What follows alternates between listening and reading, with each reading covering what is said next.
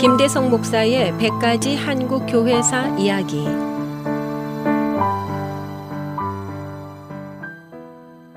목요일에 만나는 5분 컬럼 100가지 한국 교회사 이야기 38번째 시간입니다. 오늘은 대한애국 부인의 이야기를 소개합니다.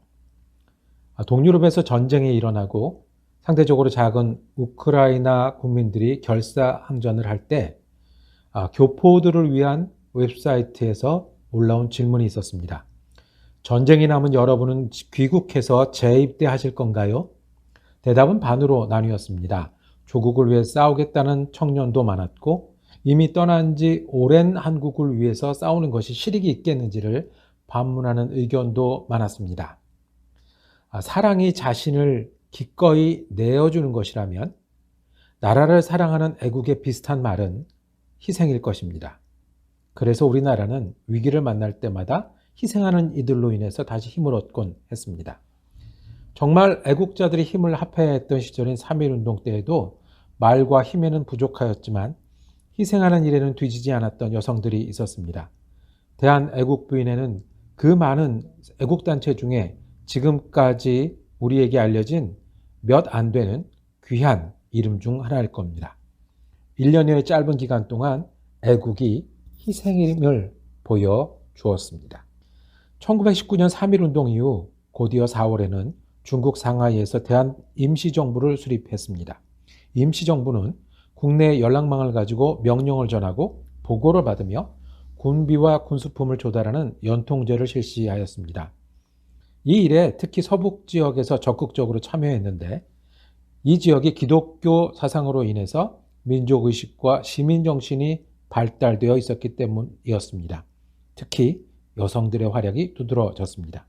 1919년 6월 평양에서 한 영신이 주도하는 장로교 여성들이 임시정부와 독립운동을 돕기 위해 애국부인회를 결성합니다. 다음 달 역시 같은 평양에서 박승희를 중심으로 감리교 여성들도 애국부인회를 시작하였습니다. 두 단체의 목적이 같고 임시정부의 권고로 인해 11월에 대한애국부인회로 하나가 되어 평양의 남산현 감리교의 전도분이었던 오신도가 총재가 되었습니다. 애국부인회는 각 지역의 지부를 만들어서 연통제의 사무를 담당했습니다. 동지규합, 군자금 모금, 독립의식 고취, 그리고 독립운동가들을 지원하였습니다. 3.1 만세운동과 마찬가지로 교회 조직은 부인회가 중심이 되었으며 기독교인들이 적극 참여했습니다. 당시로선 큰 돈인 2,400원을 몇 개월 만에 모아 임시정부에 보내기도 하였습니다. 만세운동으로 옥고를 치른 김마리아, 황해덕 등이 출소하면서 서울에서 조직된 여타 애국부인회를 통합하여 전국적인 대한민국 애국부인회로 발전시켰습니다. 부인회의 결성 후 회장 김마리아는 애국심을 강조합니다. 우리 부인들도 국민의 한 구성분자이다. 빼앗긴 인권을 찾고 빼앗긴 국권을 회복할 최대의 목적을 향해 우리 부인들에게는 오직 전질만 있을 뿐이다. 추호의 후퇴도를 용서할 수 없다. 회원수가 2,000명까지 늘어나고 효과적인 활동을 하던 1920년 10월 부인회의 활동은 일제에 적발되었습니다. 이에 106명이 체포되어 실형을 받고 나체로 고문을 당하는 등 갖은 고초를 겪어야 했습니다. 그 중에는 감리교 여성 78명, 장로교 여성 25명이 포함되어 있었습니다. 안 해도 그만일 일이었습니다. 평화로운 때에도 부인들의 말과 힘이 주목받지 못하던 그런 시대였습니다. 가정과 자신을 생각하면 참여하지 않을 이유가 많았을 것입니다. 그럼에도 조국을 위해 신앙의 자유를 위해 남자들도 꺼리는 희생의 자리에 기꺼이 함께 했습니다. 교회가 그 중심이 될 수 있었던 것은 자신을 희생할 때 모두가 사는 것을 보여주신 예수를 따르기 때문이었습니다.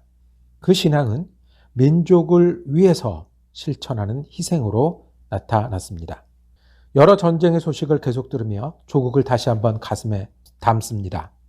역사는 말과 힘이 아니라 희생이 모두를 살리는 애국임을 가르쳐 줍니다.